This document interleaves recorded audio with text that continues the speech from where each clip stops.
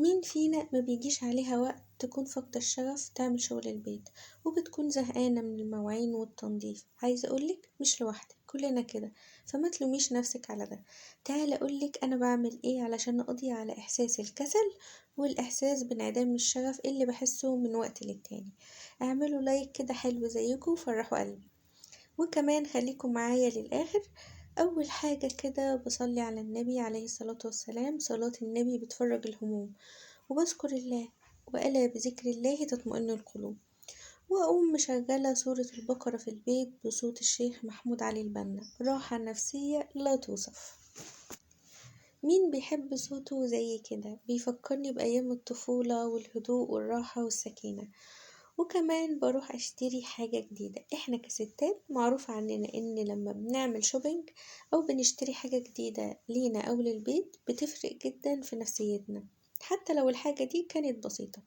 انا بقى كل ما الاقي نفسيتي وحشة ومش عايزة اعمل حاجة في البيت وبجد مليش نفس لأي حاجة، بروح بقى ايه اجيب حاجة جديدة، واقوم منضفة كده ومروقة الدنيا واحطها بقى زي المراية دي كده. كان نفسي فيها من زمان، وزي اي ست اصيلة قعدت احوش لها لحد لما جبتها الحمد لله. وكنت فرحانة قوي زي ما انتوا شايفين كده، وعمالة بقى اتصور.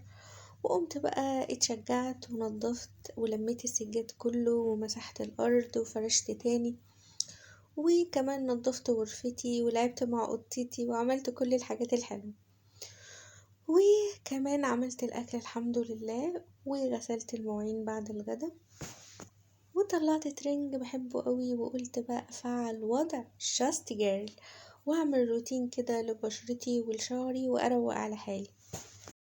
واخدت شاور بقى، وبعد كده قعدت كده في هدوء وراحة وسكينة اتفرج على التلفزيون، وبكده اكون رجعت لنشاطي وحيويتي. ودي حاجة انا كل لما بزهق بعملها. مين فينا ما بيجيش عليها وقت تكون فاقدة الشغف تعمل شغل البيت وبتكون زهقانة من المواعين والتنظيف؟ عايزة أقولك مش انتي لوحدك، كلنا كده. فما تلوميش نفسك على ده. تعال أقولك أنا بعمل إيه علشان أقضي على الكسل وإحساس انعدام الشغف اللي بحسه من وقت للتاني.